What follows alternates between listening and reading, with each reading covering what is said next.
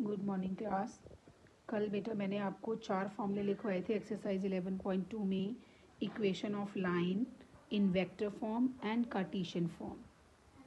पहला फॉर्मूला लिखवाया था equation of line when it passes through one point and is a parallel to given line. तो question number 5 हमारा based है उसी फॉर्मूले पे।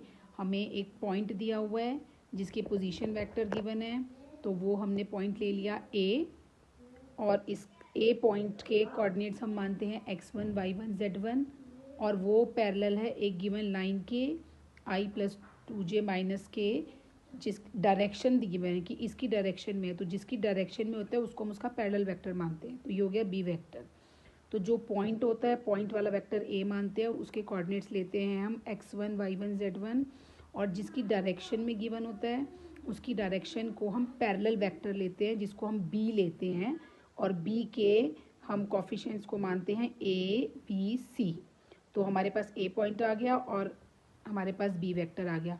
तो वेक्टर फॉर्म में इक्वेशन होती है r is equal to a plus lambda b. A की वैल्यू हमने यहाँ वेक्टर बना गिवन था 2y माइनस जे प्लस 4k, और लैम्डा और बी की जगह बी वेक्टर की वैल्यू रख दी, और अब हमने इनको प्लस कर लिया। तो जो आई का कंपोनेंट है 2 और लैम्डा के साथ भी आई का कंपोनेंट है 1, तो मल्टीप्लाई करेंगे लैम्डा को, तो 1 लैम्डा, और दोनों को ऐड कर रहे हैं तो इस आई का 2 और यहाँ से आई का 1 लैम्डा, तो 2 प्लस लैम्डा आई वेक्टर प्लस -1 प्लस 2 लैम्डा जे वेक्टर, जे यहाँ से कॉमन ले लिया, ऐसे ही के यहाँ से कॉमन ले लिया, जैसा हम पिछले चैप्टर नंबर 10 में किया करते थे, दो वेक्टर को ऐड करते थे। तो ये हो गई वेक्टर इक्वेशन। अब ए वेक्टर के कोऑर्डिनेट्स को लेते हैं हम x1 y1 z1, और बी वेक्टर के कोफिशिएंट्स को लेते हैं हम ए बी सी।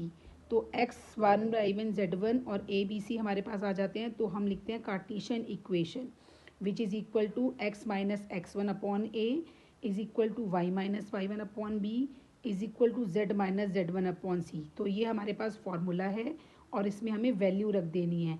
हमेशा ए वेक्टर जो होता है पॉइंट वाला उससे x1 y1 z1 आते हैं, और जिसकी डायरेक्शन में दे रखा होता है जो कि बी वेक्टर लेते हैं, तो बी वेक्टर से हम ए बी सी की वैल्यू लेते हैं जो डिनोमिनेटर में होती है।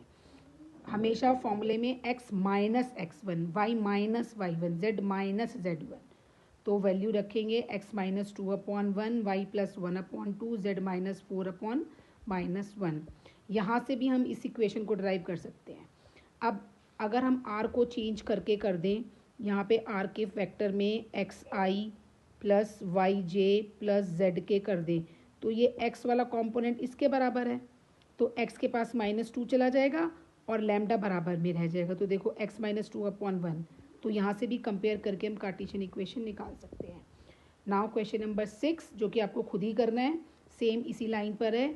इसमें हमें x1 y1 z1 की वैल्यू दी हुई है पॉइंट -2 4 -5, जो पॉइंट गिवन होता है वो x1 y1 z1 होता है, और हमें दिया हुआ है कि वो इस लाइन के पैरेलल है, x plus 3 upon 3 x minus 4 upon 5 z plus 8 upon 6 इस लाइन के पैरेलल है। तो पैरेलल के लिए हमें बी वेक्टर चाहिए होता है, और बी वेक्टर से हमें नीचे वाले ए बी सी चाहिए होते हैं।